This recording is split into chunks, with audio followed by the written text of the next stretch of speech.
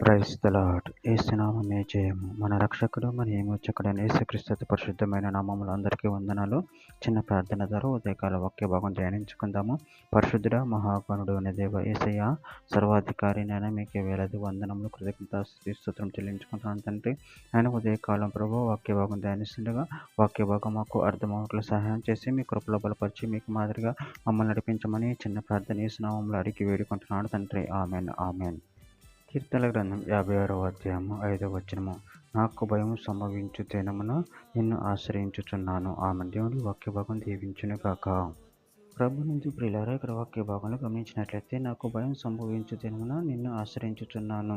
అదేవిధంగా వాక్య భాగంలో గమనించినట్లయితే కీర్తన గ్రంథం 34వ అధ్యాయం 4వ వచనంలో నేను యెహోవా వద్ద విచారణ చేయగా ఆయన నాకు ఉత్తరం ఇచ్చును. నాకు కలిగిన భయములన్నిటిలో నుండి ఆయన నన్ను తప్పించును.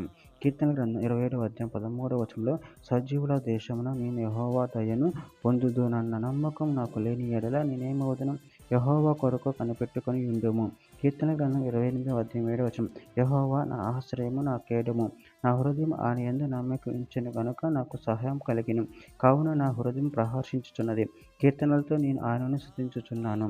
కీర్తన గ్రంథం 42వ అధ్యాయం 5వ వచనం. నా ప్రాణమా నువ్వెలా కృంగి ఉన్నావు, నాలో నువ్వెలా తొందరపడుచున్నావు? దేవుని యందు నిరీక్షణ ఉంచుము. ఆయన నా రక్షణకర్త అనియు నా దేవుడని చెప్పుకొనుచు ఇకను నేను ఆయనను స్తుతించెదను. కీర్తన గ్రంథం 112వ అధ్యాయం 7వ వచనం. వాని హృదయము యెహోవాను ఆశ్రయించి స్థిరముగా నుండును, వాడు దుర్వార్తకు జడియుడు. సామెతల గ్రంథం 18వ అధ్యాయం 10వ వచనం. యెహోవా నామం బలమైన దుర్గము, నీతిమంతులు అందులోనికి పరిగెత్తి సురక్షితంగా నుండును. యోహాను సువార్త 14వ అధ్యాయం 27వ వచనం. శాంతి మీకు అనుగ్రహించి వెళుచున్నాను, నా శాంతిని మీకు అనుగ్రహించుచున్నాను. లోకం ఇచ్చినట్టుగా నేను మీకు అనుగ్రహించట్లేదు. మీ హృదయమును కలవరపడనీయకుడి, వెరవనీయకుడి. కొరింథీయులకు రాసిన 2వ పత్రిక 4వ అధ్యాయం 8-9 వచనంలో ఎటుబడినను శ్రమపడుచున్నాను, ఇరికింపబడిన వారము కాము, అపాయములోనున్న కేవలం ఉపాయము లేని వారము కాము, తరమబడుచున్న దిక్కులేని వారము కాము, పరద్రోయబడిన నశించు వారము కాము. ఎఫెసీయులకు రాసిన పత్రిక 6వ అధ్యాయం 16వ వచనం. ఇవన్నీ కాక విశ్వాసమును డాలు పట్టుకొనుడి, దానితో మీరు దుష్టుని అగ్ని బాణములు అన్నిటినీ ఆర్పుటకు శక్తిమంతులగుదురు. చివరిగా ఒక మాట. పేతురు రాసిన మొదటి పత్రిక 5వ అధ్యాయం 7వ వచనంలో ఆయన మిమ్మల్ని గురించి చింతించుచున్నాడు గనుక మీ చింత యావత్తు ఆయన మీద వేయుడి. ఆమెన్. దేవుడి వాక్య భాగం దీవించును గాక. చిన్న ప్రార్థన చేసుకుందాము. పరిశుద్ధుల ప్రేమ గాని దేవేసైనా మీరు ఇచ్చిన వాక్యదాన్ని బట్టి ప్రాముఖ్యతను చెల్లించుకుంటున్నాను తండ్రి. ప్రభు మేము మిమ్మల్ని ఆశ్రయించున్నాం తండ్రి.